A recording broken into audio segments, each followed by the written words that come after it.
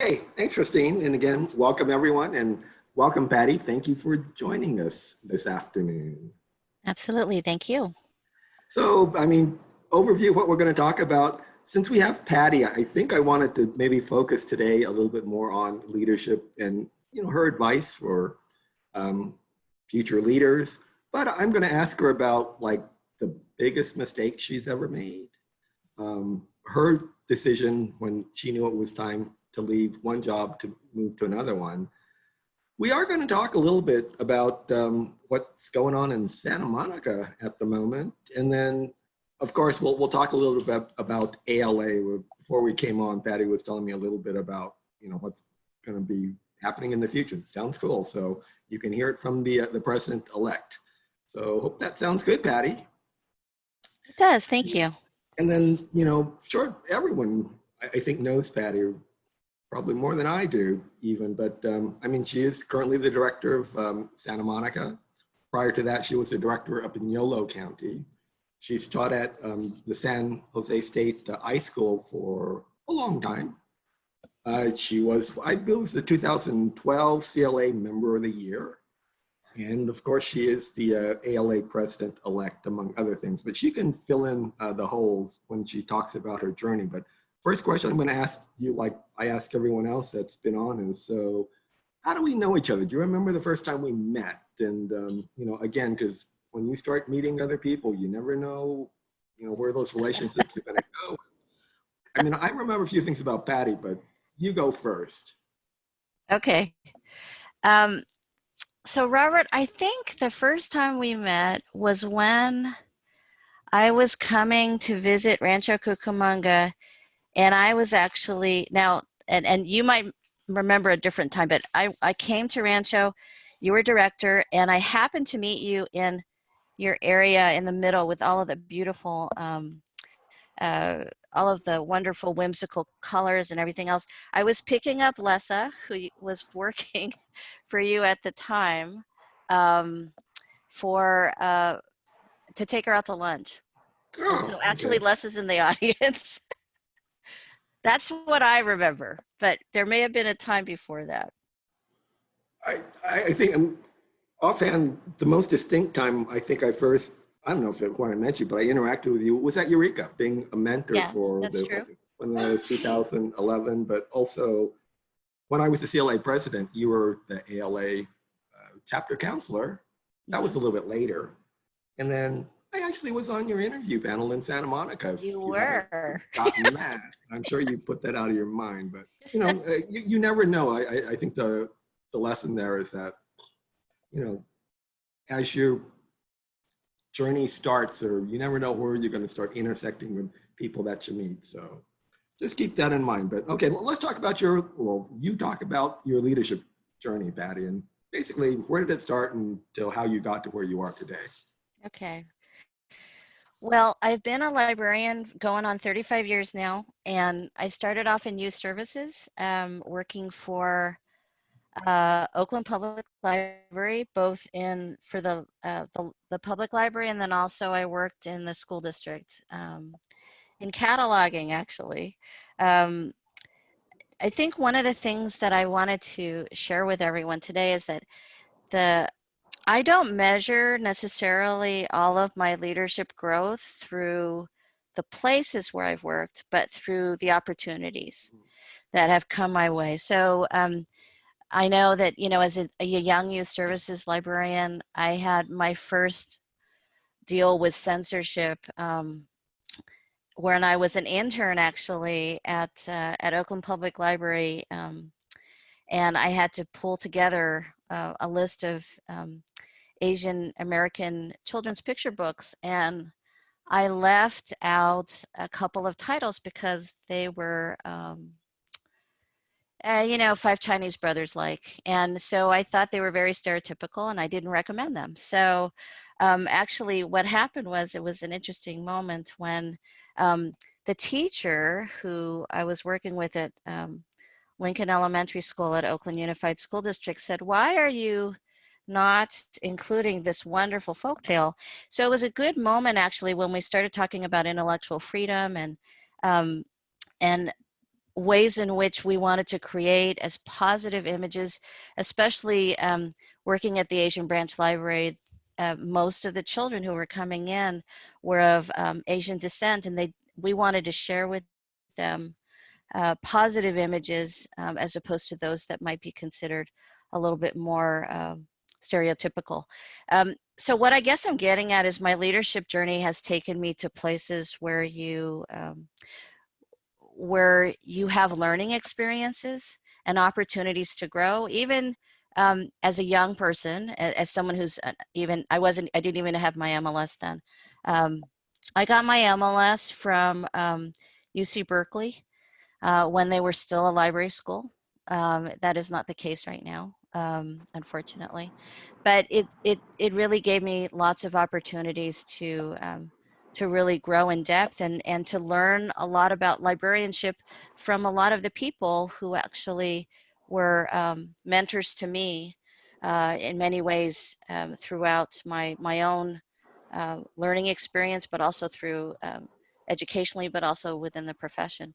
So people like Betty Bacon and Benny Tate Wilkin, predominantly through Berkeley's library school, and then moving on to uh, Regina Manudri, who was at Berkeley Public, who actually was, I got my, and it is interesting how you meet people.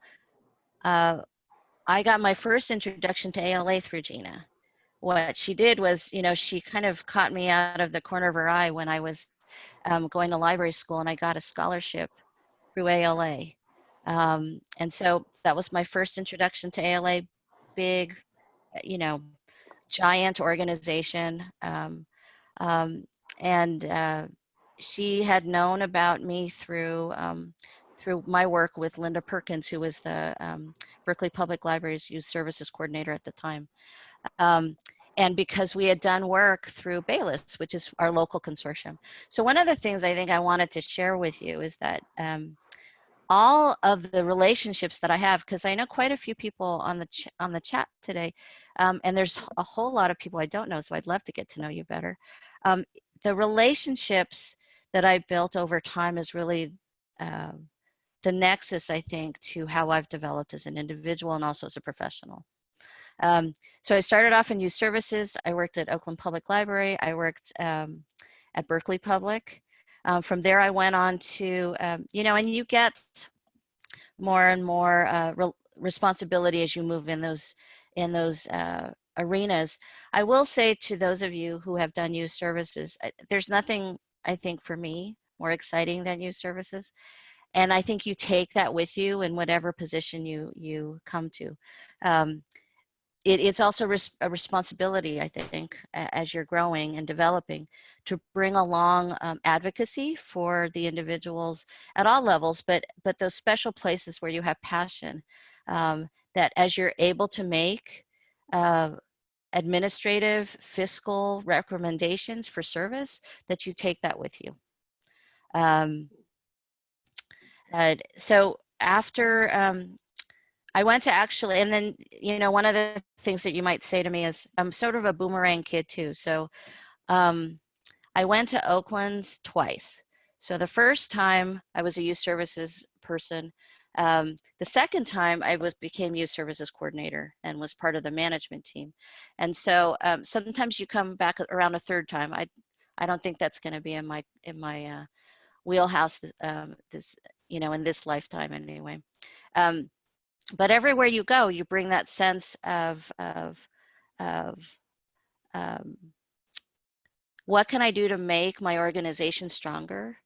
How can I work with other colleagues to develop ourselves as a team so we can inspire leadership wherever we go? That leading comes from every position, and it's not bestowed upon you. On some levels, you have to take it for yourself. So I've actually had a very blessed career in terms of being asked to do a lot of different things, even though sometimes I may not be ready for those things. But you grow and you learn through that. And sometimes it means making mistakes and taking ownership for that and learning through that process. After I've spent maybe 5 to 7 years in every location.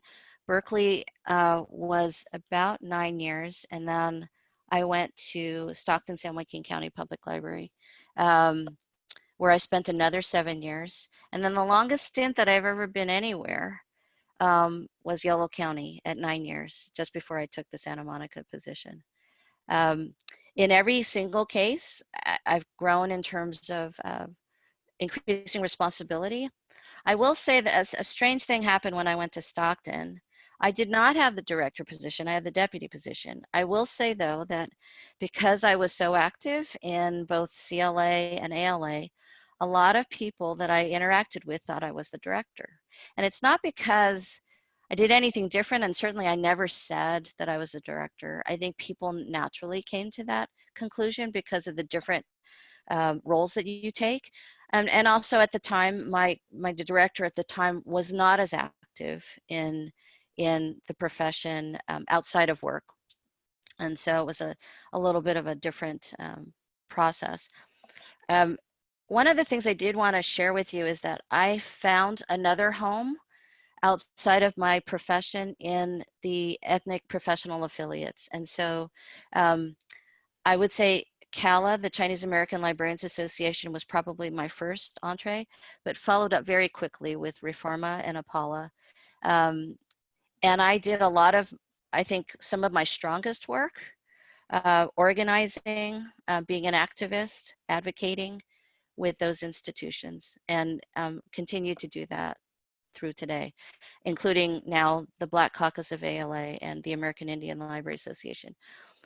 I would, if I had any words of encouragement to anyone, I would actually say that your, you know, the personal is political, and it's you need to bring that power with you. Some of the best ways of ensuring, you know, continuity and leadership in the profession is actually to share that power with other people, and it's also to make sure that whoever you're in touch with, that you maintain not only that relationship, but that it's it's a responsibility, I think, that I carry anyway, um, to share what that looks like so that you can bring everyone along. I don't know if that answers your question, Robert. All right, so what would you be doing if you weren't a librarian? Well, you know, I've thought about this, and normally I say a teacher, Ooh, or no, no, can't say that. I can't say that. I'm teaching now, so I can't. I can't Oh, really. oh wait, you are teaching. Yeah, okay. I am teaching that now. Um, So actually, I will tell you that I think the thing that gives me most pleasure is something they probably consider more life coaching right now, which is I would love to do more HR work. I'd love to do more coaching, more mentoring, more institutional and organizational development. That's what I'd love to do. Oh, okay, so I mean, nothing really offbeat like being a party planner or a master gardener or. I love all of those things. I don't know that I would be very good at it. One of the things, and you know, that's an ego thing for me. I don't I love doing a lot of things, but I don't do them all well. And I really want, if it's something that's going to give me joy all the time, it's got to be something that I think I'd excel at. That it's something that I have to contribute. All right. So, Sarepta asked about the snake thing. Um, at one point, we had about 20 snakes at home. And these are live animals. These are not, you know. And so I did bring them to the branches at Berkeley and Oakland every summer for summer reading, and it was just a good way of sharing my expertise. And so, you know, you bring that along, you know, with you. So in strange ways, you know, I used to do all of the coaching for my kids' um, high school science Olympiad community, focusing on herpetology and rocks and minerals and just all kinds of things like that. But anyway, that's besides the point. But Snake handler then. Okay, that'd be your yeah, other take career. care. All right. Talk about one big professional mistake that you've made, and well, what was the outcome, and then what did you learn from it? So I've made a lot of mistakes, but I'm going to talk about one of them that turned out to be okay after a while. Um, there was a very strong leader in the profession who asked me to do something that I was not willing to do, and and it might have been right for the organization, but ethically, I didn't feel I could do that. And that was I was asked to.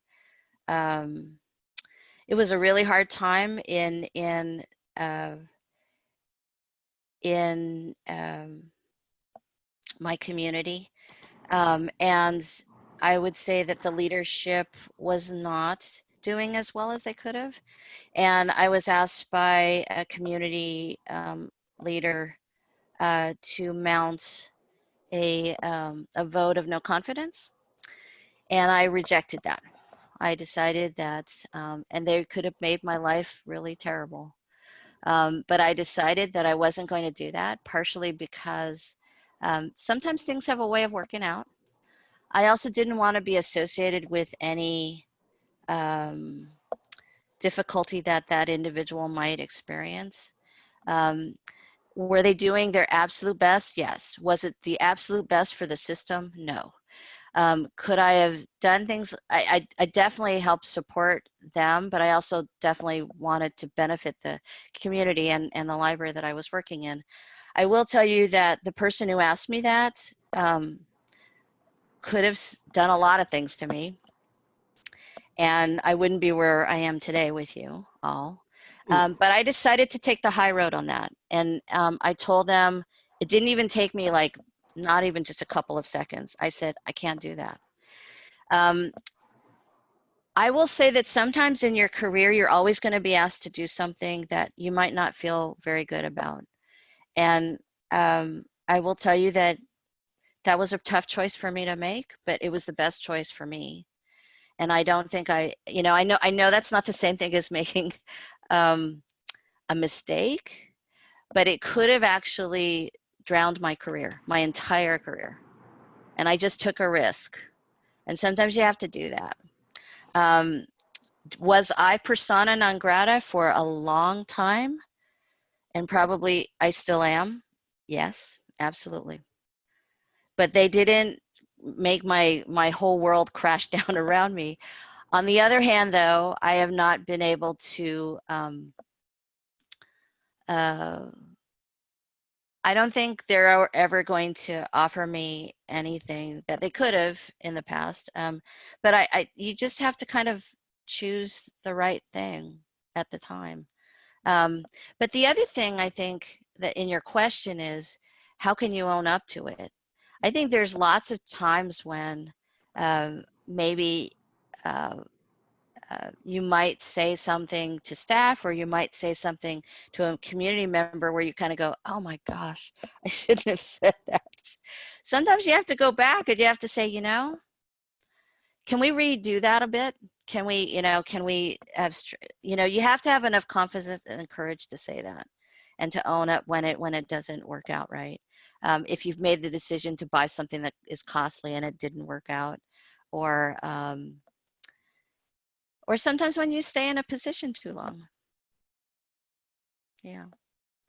Um, I will tell you that there's only one other maybe choice, and I don't know that I made a big mistake, but it was maybe a mistake. When I chose to have, there was a point in my life when I was leaving Oakland Public Library where I was looking for a lot of things, and I applied for 3 different positions and I got them all.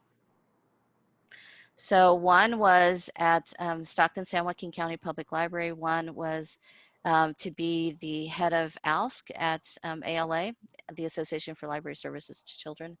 And the third one was to be the assistant director at Salt Lake City Public Library.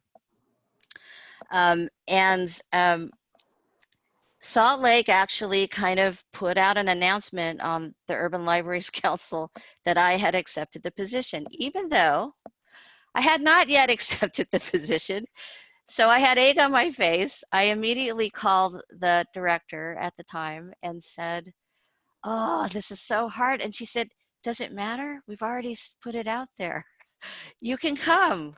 Just say no to the other places. And I will tell you, I turned her down. And I don't think that was the biggest professional mistake, but I will tell you, I would have had the experience of building that new Salt Lake City Public Library. If you've never seen it, it's a gorgeous building, and I regret that, not being able to build that building, because that would have been my job. All right. Actually, I think it kind of makes a segue into the next question, then, is just about the decision. And we're going to use YOLO leaving there, where you were Mhm. there for 9 years and obviously very successful, to go to Santa Monica. What was the thought process? Because, I mean, you're going from kind of rural to really super urban. And tell us about it. Okay. So there comes a time, I think, in your career, maybe it doesn't come to you, and I hope it doesn't, but I think there comes a time sometimes when you kind of say to yourself, I've done everything I can. Um, I'm having a great time still. I have a fantastic team. Um, but there's not a whole lot of challenging things about this right now. And you kind of want to leave on a high note, and then you find yourself a little bit fussy. Um, you're not as flexible as you used to be. You're sometimes you're tired of begging for money.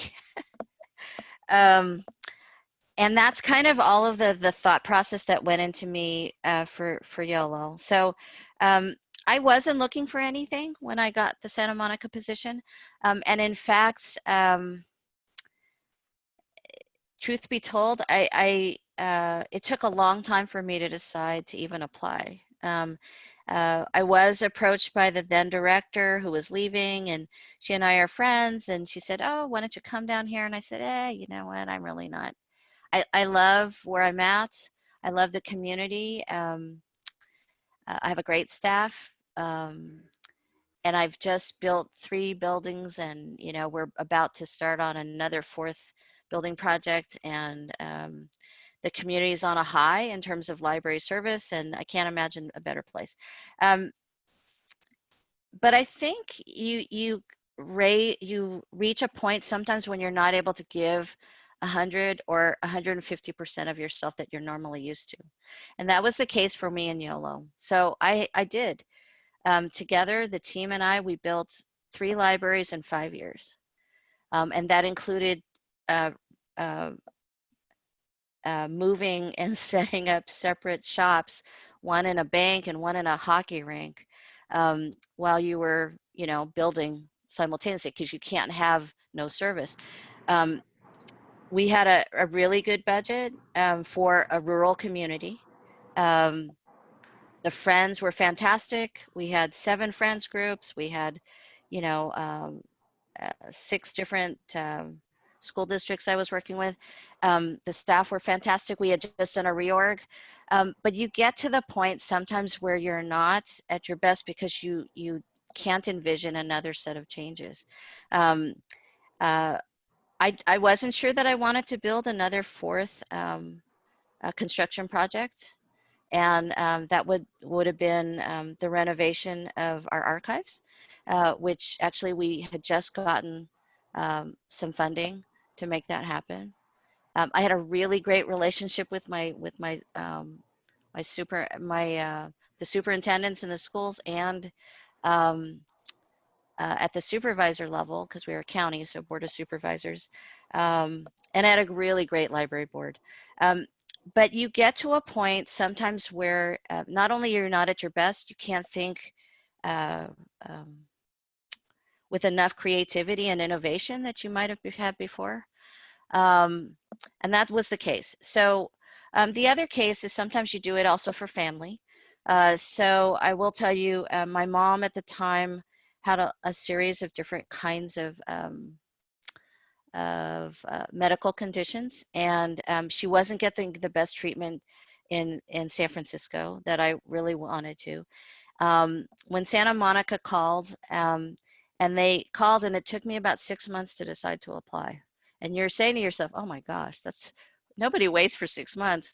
Well, they had actually had a long dry spell of where they hadn't been, they hadn't had the pool, I would say, and so they had our number two working interim for quite a while, almost a year. So they waited. They waited for me to apply. I think they were definitely calling lots and lots of groups of people. So the second time around was much more successful. They had a really good group of folks. But like I said, I think there comes a time sometimes when you say, I need a stronger challenge. I need something that actually is going to also really enable me to use my skills in a different way, that I'm going to continue to grow and learn. And then my mom, actually, I will tell you, she was accepted at UCLA's gerontology program, and UCLA's gerontology program is probably one of the best in the country. And so I decided to make the move. Unfortunately, Mom passed away before we could get her down to visit. So sometimes you do it for love too. Anyway, that's part of YOLO. Thanks for sharing that. Okay, leadership question. And I'm going to ask this question to the people out in the audience as well. So put your response in the chat box. But Patty Wong, what is the one best piece of leadership advice you ever received? And well, I want to hear what people out there, share your best. Absolutely. Let's see what we can come up with. But I guess you can start, Patty. Okay. I think actually one of the best pieces of advice I got was that I should seek coach and mentors everywhere I go. So I always have something to learn. I have things to share, but I always have something to learn. So it has any relationships that I've ever developed for a longer period of time where there's the coaching and mentoring is mutual. And I strongly believe in that. I also believe that everyone has their strengths, and we just have to find sometimes the right application of that strength for people to shine. So here's a few that have come in. Talk the talk and walk the walk. Yeah, I like that. Yeah, that's good. Delegation, and it's okay to ask for help. Yeah, that's great advice. Seeking and asking questions without hesitation. Of course, that's the best way to learn. I think it's really good too. When your ideas don't get traction, don't stop talking about your ideas. You can't shut down. Don't burn bridges. Yeah, that's a good one. You don't always have to have all the answers, especially now. I think that's very appropriate. Never disqualify yourself. Let the others do it for you. Okay. Leadership is a practice. You have to continue its development. Absolutely. Ongoing. Know how to develop a team, of course. That anyone can be a leader. You mentioned that earlier. A huge part of leadership is listening and responding well to others' ideas. Don't be afraid to fail forward. Create a culture of accountability. Yeah, I like that too. Surround yourself with creative and good people. You don't have to know everything. I built my career on that statement. When you're really stuck on a complex issue, yeah, talk to Patty about it. Mr. Wolfgram. We definitely have that in common, Derek. Actually, I remember it was at Eureka. Don't you remember like those nightly conversations that I would have because I had no idea what I was doing.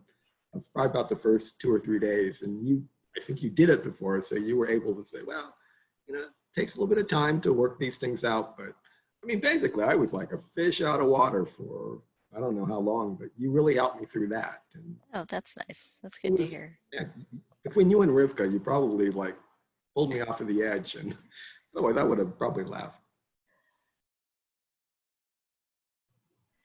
Oh, step out of the way and let others respond to this one, Patty. Once you walk out the door at night, leave the work there. Can you do that? No, I can't do that. So I agree with you that is a really good practice. I don't think I can do that. I do think there's a different kind of modeling though that's happening. I will say that, you know, some of us come from maybe back in the day where you were always having to do something at the same time. So maybe you were looking at professional journals while you were working on the desk. There wasn't a really big division between, and your professional life was really focused on whatever it took. It didn't necessarily mean that, um, and I think there's a lot of different kind of models out there, and it has to work for people. So I'm not, it doesn't work for me to leave it. Um, as soon as I walk out the door, I think there are things that I set up now for myself. Um, and especially now, I will tell you, this is tough, right? This is tough that we're all sequestered at home or in another space anyway, that you're not seeing colleagues all the time, that sometimes you can't even tell what time of day it is unless you go outside. But there's not that same kind of box that's known as, you know, um, your time, because it's measured in a lot of different ways.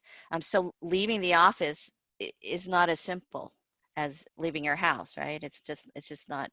Um, I do think you need to set up boundaries for yourself in terms of how effective and impactful you are, because everybody gets tired.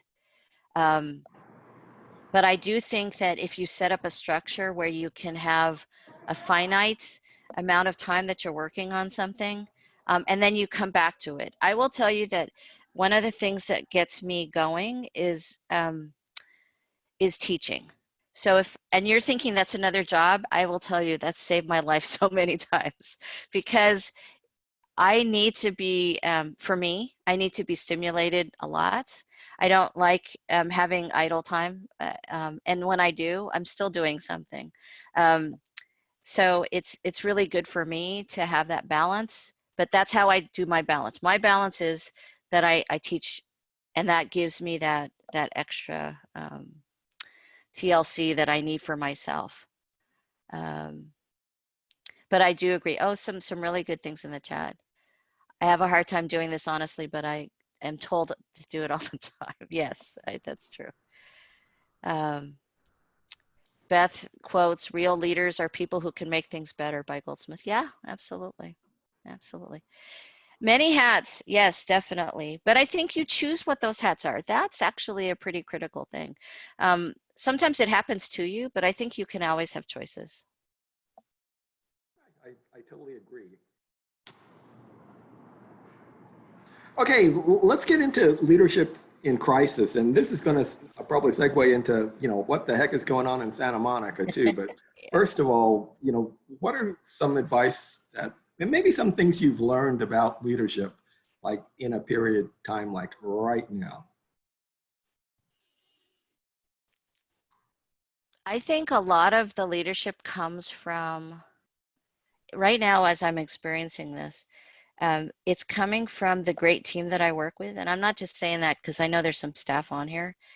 I, you know, when we are faced with adversity, there's sometimes an inclination to just walk out the door, right? It's a fight or flight kind of thing. But time and time again, I think the staff that we work with, our colleagues, um, they are seeking different ways of making sense of all of this. But their bottom line actually is not just preservation of self, which of course that's part of it because we're all worried about being safe, but they're really worried about what's going to happen with our customers and our community and how we make that difference every day. And their leadership comes through their commitment to trying to make the day work better for everybody. That actually is a real critical piece of this. So that means it happens um, in the subtle moments that we have in conversation. It might mean that that word of gratitude or appreciation, just when people need it. Uh, and the fact that it comes not just from people in positions, it actually has more to do with um, the ability to read what's going on and to be able to respond. and to join one another, and take some risk and asking for help, um, in looking at things from a different approach. Um, in showing you know, I will tell you, we have some new leaders, or newer leaders in our shop right now, and um, they are being tested because it's not like there's no toolbox or rule book for what we're experiencing right now. Um, but they have no problem about saying, I've done this research. Can you tell me what you think about X? We'd like to try something a little different. And I don't know actually that they would have been as forthcoming if we didn't have this emergency. Um, so it's, I think mutually, it's recognizing that leadership when it comes, and grabbing a hold of it, and actually recognizing it for what it is. Um, I don't know if that answers your question, Robert, but No, that's good. But yeah. all right, so I mean, Santa Monica, people have been reading about it in the paper that your city manager has Mhm. decided to leave. I guess I'll put it that way. But you know, can you tell us a little bit more about that? And you know, I would assume how it would impact what you're doing as well. Sure. So uh, last week, Friday, our our city manager of just about 5 years, maybe a little bit, just right up on 5 years, I think it was April, um, he resigned. And uh, I think he actually had the same kind of experience that,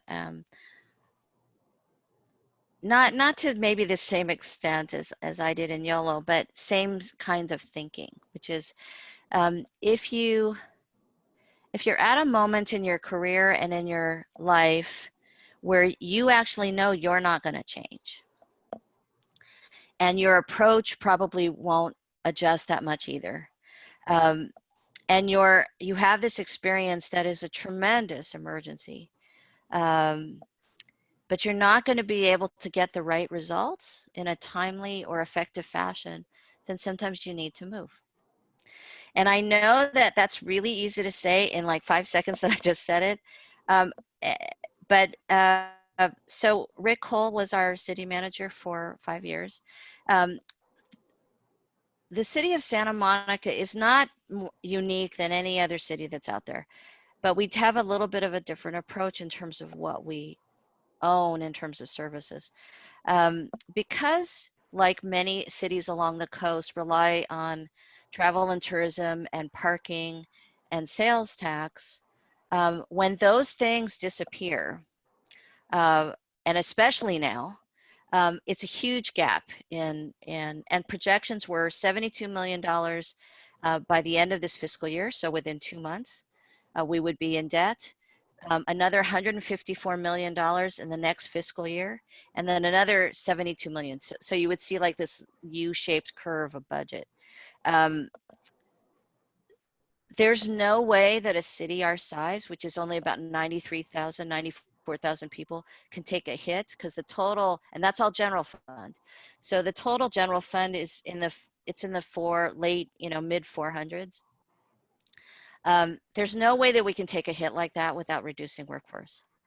So when you get to that point and you have to have a real struggle with how this is going to happen, we had to shutter quickly. Um, we still had people on, we had just come off of telling our as-needed staff that they were going to have unpaid leave. What do you do next? Um, you start asking your department heads, your leadership, how to reduce. What does that look like? Sometimes in the rush of engaging in this process, sometimes we forget to include a few people. I would say that maybe one of the things, and you can all read about it if you Google Rick, is that we didn't have a common understanding of that process right now with our employee bargaining units. now we are talking to them, but it might have been a little later in the process. So I think what Rick felt, and I think, you know, he made that determination for himself and for the city, is that he wasn't going to have the same positive impact on seeing this through. And he made the decision that he needed to, I believe, uh, to step aside so other leadership could carry on the work that needed to be done, but in a more effective manner. Um, I don't know if that answers all of your question, but that's as far as I know. And how does this apply to me? Okay, so in reality, I've had to redo the plan 3 times this week. Unfortunately, I'm not able to tell all of our staff what that looks like, but we are engaging our supervisors in making the best decisions we can. Does it mean that there's going to be a reduced workforce? Absolutely. Does it mean it happens throughout the city? Absolutely. We've been very honest with the staff in terms of telling them that. But of course, they want more. They want to know, are they going to have a job? Are they going to you know, are we going to be able to provide the same service when we reopen, whenever that looks like? Are they, uh, what do we do to get ready for that? And can we start doing it now? We've had staff shuttered and doing lots of different things, but very different things in place, you know, since for almost a month now, right? Um, and so it's really hard. This is probably I think the hardest challenge that any of us, not just any of us in leadership, but any of us are going to have in our careers, because there's a lot of unknown. People do not thrive in uncertainty, and they're grieving right now. There's that great Harvard Business Review article about the fact that people are grieving openly, and they're going through all the stages of grief because there's just not only so much unknown, but they want stability. They want things to go back. And all around us, our economy is blowing up. So that's what we're going through.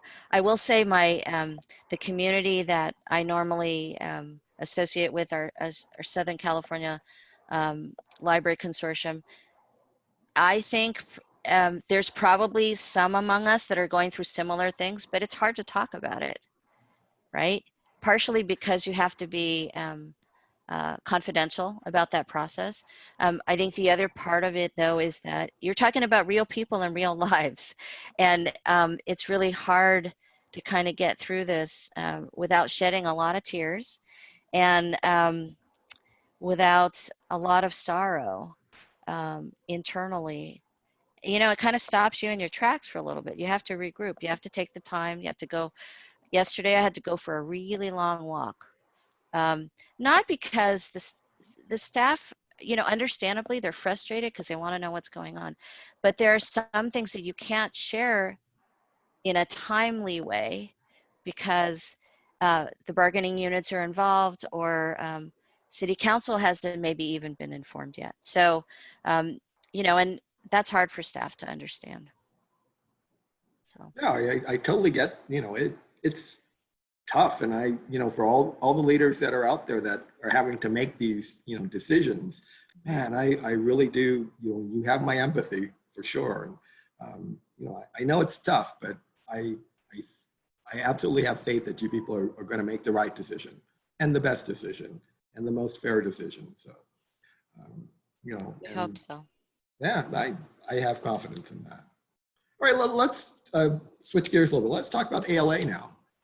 And I think before we actually started the broadcast, we were talking a little bit about, for example, the fact that there's not going to be an actual conference this year, but then you said, well, there's going to be something else. So let's talk about that, or tell us about what's going on with that. Okay. So June 24th through 26th, there's going to be what we call a virtual event, connecting with community, and it's a combination of programs that have already been vetted for the conference and that we were able to deploy and make them virtual offerings.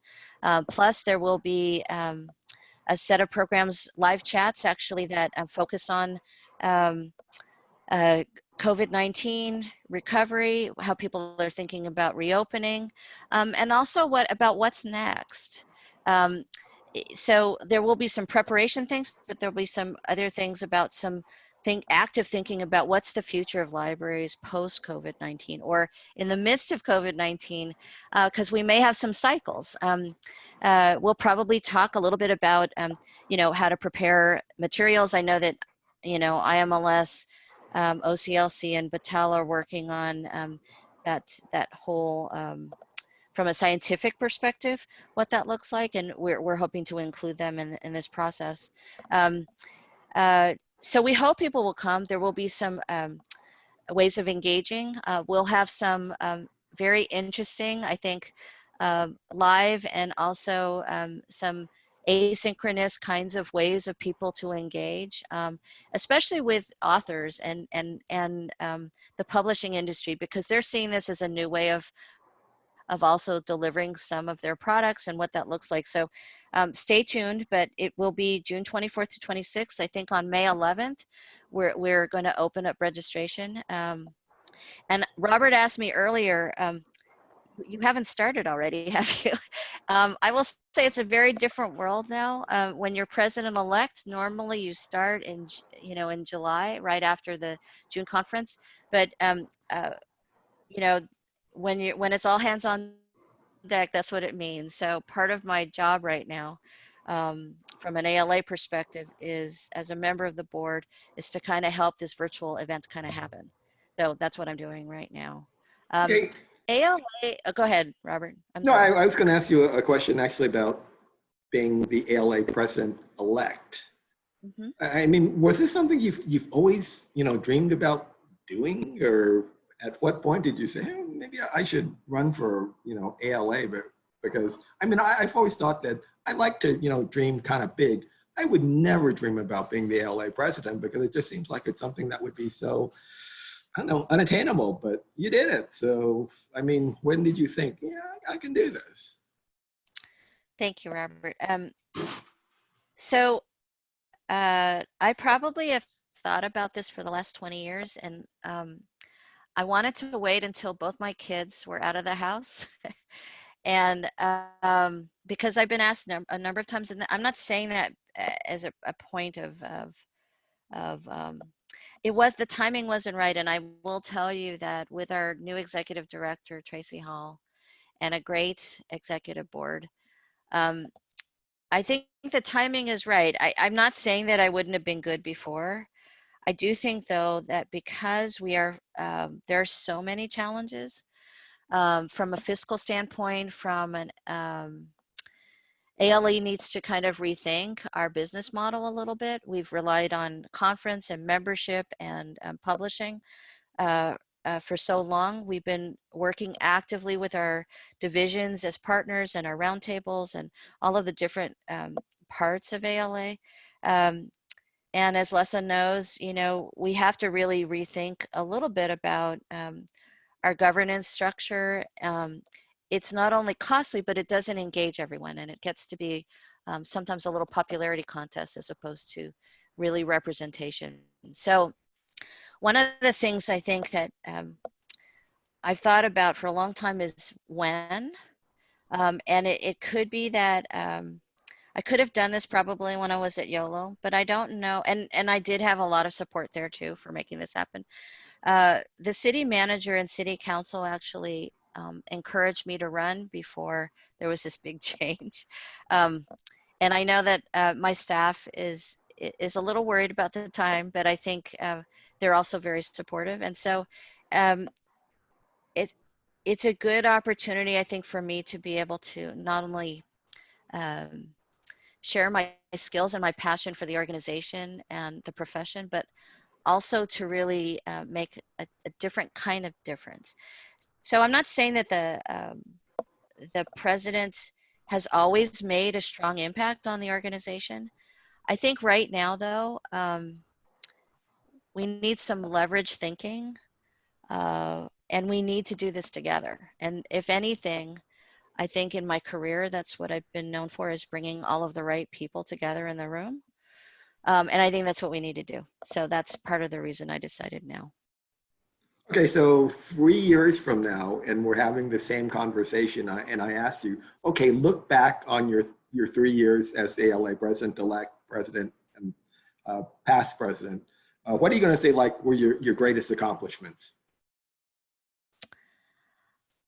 I would say financial stability. I Okay. would say a diversification of business models that come along with that. And I would say stronger engagement with all of our members.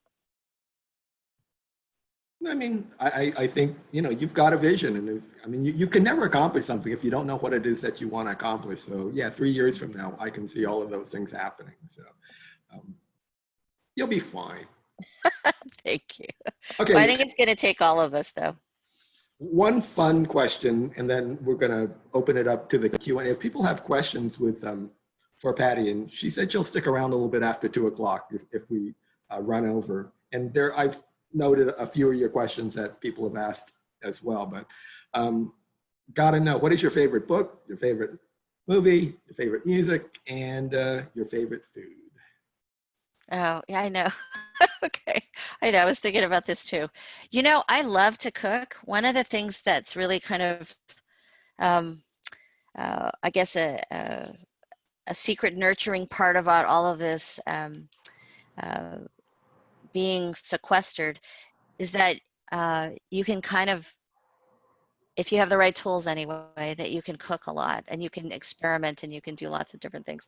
I'm learning about sourdough now, and so I pay a lot of attention to the starter and different recipes using sourdough. So that's been great. That's how I'm passing time a little bit. I have this other secret, probably, and my kids know this very well. I play Candy Crush when I'm bored or when I need something else to do. Or whatever, all of them. I play all the Candy Crushes, and I only stop for a little bit when I fail moving forward on something. That's just kind of keeping me, I don't know. It keeps me mindless, but it gives me a secret thing to think about as I'm looking forward to things. My favorite all-time movie, oh gosh, uh, it's The Six-Fingered Man. Why can I not think about this? Princess Okay, Bride. that's right. Sorry, I don't know why I blinked out on that. Thanks, That is Amanda. actually, thank you. That is my all-time favorite. I will watch that over and over and over and over and over and over again. Um, I will tell you though that what I'm doing a lot right now that's given me inspiration is I ask, um, and I wake up every morning and I put it on because I ask, uh, your virtual is the soundtrack from Godspell. Oh, I sing that every morning. day by day. I don't know. Okay. I know it's kind of weird, but it gives me some uplifting kind of things about thinking about things. Um, yeah, right now I'm reading. What am I reading? I'm reading 13 Things Mentally Strong People Don't Do by Amy Morin. I don't know. There it is. Um, it I get a lot of benefit out of things that are inspirational. I spend a lot of time looking up things that I'm going to be able to share with this team to get them excited about things, to not just research is very important, but something uplifting every day. I need that because otherwise it's just a bear. Because there's so many things going that are struggles for us, and we need to kind of have something to inspire us and motivate us. All right, here's some of the questions that I've seen. And first People one, are so redoing Princess Bride out there. Yeah, when did you first get sorry. involved with the CLA and or ALA? Was it like at the very beginning of your career? So ALA, I first got involved when I got the scholarship um, through ALA to go to library school before they had Spectrum, before any of that. So that was back in '83. And I never kind of left because there was a sort of unwritten rule that if you got a scholarship, you had to give back somehow. So I ended up actually shadowing Gina Manudri when she was ALA president. And then she got me gigs getting on committees right away. So it was just wonderful. But I actually started with ALSC through that effort, the Association for Library Services to Children. With CLA, I actually did not get involved as much. I know I'm very sheepish about that, and I'm sorry, but I didn't really get involved until Luis Herrera became president. And I had been on a couple of committees before, but he said, Patty, I need you to raise 2 scholarships for the Edna Yellen Scholarship Committee. And I go, oh my gosh. And back then, that was a lot of money because I had to fundraise $5,000. And I said, oh, Louise, I don't know how we're going to do this. But Lydia Tinder from my shop, which was at Stockton San Joaquin County Public Library, Luis opened the door and I walked through, and it was, that was how it was. You just had to do whatever he said. And so we did, and we were successful. I think we raised $10,000, and we all did it through silent auction. But it was just a real marvelous way. I would encourage everyone to be active in their chapter associations. I did not, CLA and ALA have been, and all of our ethnic professional associations have been really strong homes for me to grow, but also to fail, to really kind of, not, sometimes you do things that are maybe not so professional out in public, and and then you need those older or more established leaders to say, don't do that. Because it might not be perceived well, or what have you. For every person that I've ever helped, there's been about 50 people that have helped me. So I say that out loud because it's just been, it's a marvelous career, but I think it really, it makes a big difference, and it comes back to you full. All the people that are saying all these wonderful things on chat have been inspiring to me and motivating me to always do my best. So. Right, kind of a related question to the CLA, ALA is time commitment. I mean, when I was the CLA president, I was retired, but I was probably spending 15, 20 hours a week. I can't imagine the time commitment to be the ALA president. So what do you think it is? Robert, I will tell you though, for those of you that know Robert, in terms of the CLA commitment, I think, you've done so much for our organization. And I'm not saying that other people haven't, but I think you've given incredible amount of time and value, and have really created the stability that it needs to be strong. Thank you. Well, thank you. You're welcome. So generally, when you're president-elect, not that you coast, but you have a year normally under normal conditions, but this is the new abnormal, right? Where you would develop a team, they would help advise you, you'd start the process, you'd work on some initiatives, and then you'd move it forward into president. And the president actually is where you spend maybe, it can be up to a week, a month, which is probably akin to what you're talking about in terms of your leadership within CLA. That is likely. One of the things that's very different about ALA as opposed to CLA is that there's a lot of travel. So I'm not sure what travel is going to look like in a year from now, but generally that would mean, and of course it would be 2 years from now, that you go to different parts of the country because you're representing the American Library Association. And there's a fair amount of international engagement too. I'm really hoping, and and it's happening right now, is that we have a regular meeting with IMLS every week now at ALA. I'm so excited. And there's a regular engagement with Library of Congress. So those things are going to continue, and that will just make us so much stronger. But it's worth the time. Now, how do I make that happen? I think I'm going to rely a little bit on, I hope, my team to help me through this, to carry, but we have a strong team. You generally, for those of you that don't know, generally when you're president, you usually hire somebody within your budget to kind of keep you organized, because it's too much for the staff. It's not fair, for one thing, but but you know, hopefully some of my staff will want to get engaged to assist and grow in their own right within ALA, but we'll see what happens. But yes, it does take some time. And then as like past president, do people just kind of forget you and you had your chance, so now it's my turn kind of thing? Well, after you're president, so it goes president-elect, and that for a year, and then president for another year, and then your immediate past president. You serve 3 years on the board. After that, some decide to kind of go away and not return. And one of the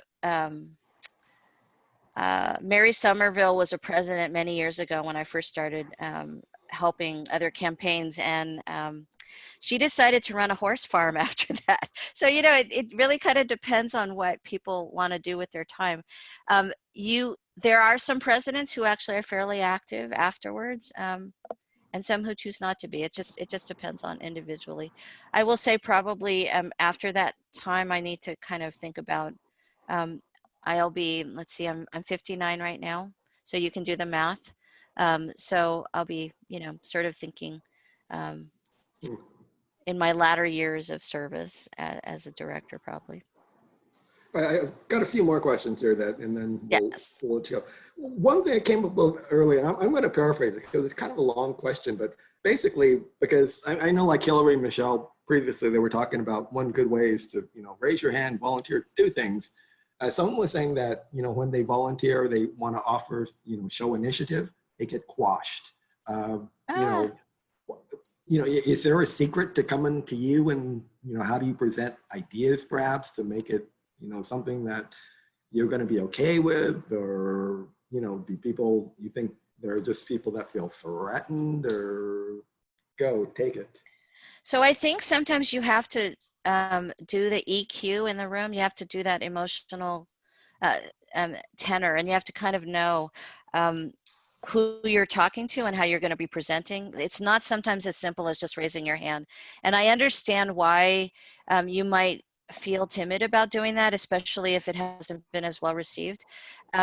Two things I would advise. One is always come with a solution.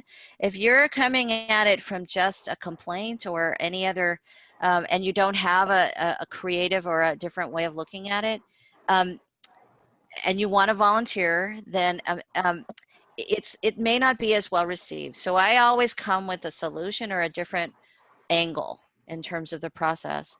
And that's volunteering for something, but also volunteering and how you're able to contribute. I've helped a lot of other staff that are not in my system think about this a little bit, because sometimes, remember, you have to look at the entire environment. If there's sometimes there's a little bit of something that you might not be aware of in terms of the political world that you're working in, that you might not have cues on. And so it's being aware, but sometimes we're able to talk about it, and then I say, oh, actually, did you notice that you just mentioned these 3 things? And then you sort of think about it a little differently. So about how you're perceived. So sometimes it's not always just the asking, it's how it's asked, and the presentation, and the dynamics of the situation. Sometimes if you come about it sometimes a little differently, you'll see that the response can be also very different. There, but I think it depends on the situation. So I don't have a ready answer for that. I'm just suggesting that sometimes it's not just the asking itself. Sometimes Okay, it's that's configuration. Yeah. good. And the person that asked the question, I'm going to probably say, maybe if you want to follow up with Patty with some specifics, I think she might be able to give you a little bit of guidance, because, you know, I know there are a lot of people on the chat that have done the same thing, and that's what Patty does. Question about EDI, equity, diversity. How can libraries improve in that area? Do you have some basic tips or whatever? Well, I think it happens from within. So one of the things that I talk about in terms of my own development is I've come up with what we call an equity agenda. So everywhere I work, part of my goal and part of my job, and I make it very clear, um, is that when you reach a certain point in your career, I think it's actually your responsibility to bring EDI focus to the work that you do. And that means making it easier for that to become part of the culture. Um, so a couple of things could be as something as easy as asking your HR department, offering yourself or other people that can create more of an equity representation on just even panels, or making equity suggestions like having the questions available for uh, the candidates to look at. So it's not this, can you remember every single aspect of the question? I mean, it's to think about the differences that you can make uh, every day by making EDI part of your framework where you come from.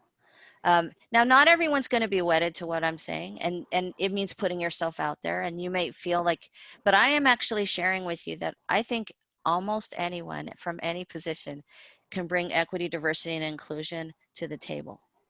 Whether it's through the questions you ask, whether it's through the um, programming that you offer, whether it's through um, uh, um, the selections of materials that you have to offer. You know, it means knowing the demographics of your staff. It means knowing the demographics of your community. It means responding well to that. Even though Santa Monica is not as diverse as some of the other places I've been to, we spend a fair amount of time talking about that. Whether it's ranging from representation of LGBT and doing training, active training with staff, to making sure that we have an equity think tank team. For those of you on the call that may or may not know, one of the things that Santa Monica has done is we asked the state library and were successful in writing a grant called Cultivating Race Equity and excuse me, Cultivating Race, Equity, and Inclusion in Libraries. And 19 libraries in the state of California are participating in that. That's not something we had to do, but I think it's something that we saw as a challenge in the state that we're in right now, that there wasn't enough attention on that effort. And so we needed to kind of elevate the conversation and the training that goes along with that. Become involved in whatever equity work is happening at your city, at your state, at your county level.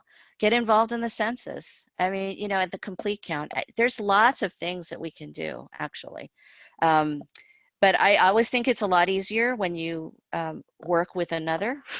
It's always better in pairs and teams, because a lot of times you find yourself coming uphill. Um, I When I first came to Santa Monica, I was not the only director and department head of color, but right after I came on board, all of them left. And so they retired. So for the longest time, I was the only person. And I'm not saying that that comes into play a lot, um, but it does come into play. Hmm. Okay, last question here.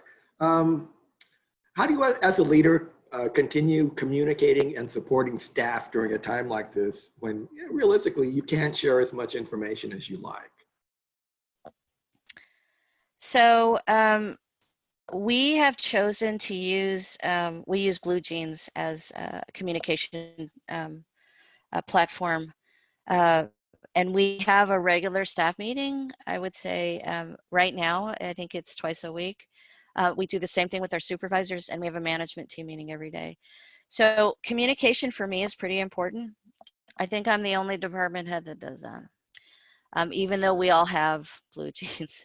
And partially it's because, maybe it's just because we're the library, but I strongly believe that the staff need to be heard. They need to have regular connections with one another.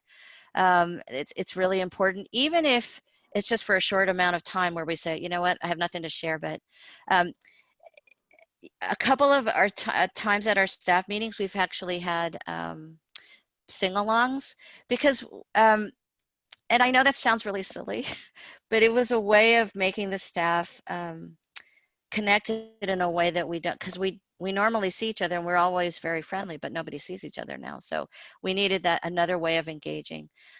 The other part is in communication is not everyone's able to join us on Blue Jeans at the set amount of time. So we actually have an evening update that goes out to all staff. It's just a way of keeping the communication going. When I can, I share pretty much everything with the team.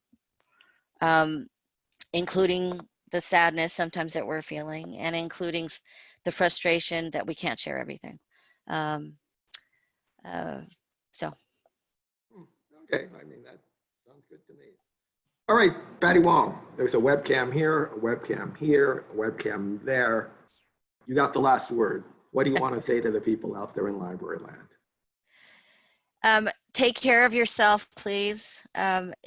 This is going to be a bumpy ride. We all need each other, and we all need to work together. So, you know, you're all committed, I think, to the well-being and safety of your community. We're all going to have to rebuild it together. And thank you for tuning in. And that I'm available. I think some of you think I'm going to be really, really busy. It's important for me to hear from you as much as I can, because that keeps me going too. So if there's a way that I can be helpful to you, please reach out. She means that too. So I do. I do. So with that, I mean, first of all, thanks, Patty. I really appreciate it. And it was just great to catch up with you after a while. To everyone out there in library land, thank you for putting in a little bit of overtime today. Final reminder that you may see a link for the evaluation. This program was archived. So again, if you wanted to see this or you want to share Patty with other people that didn't see it.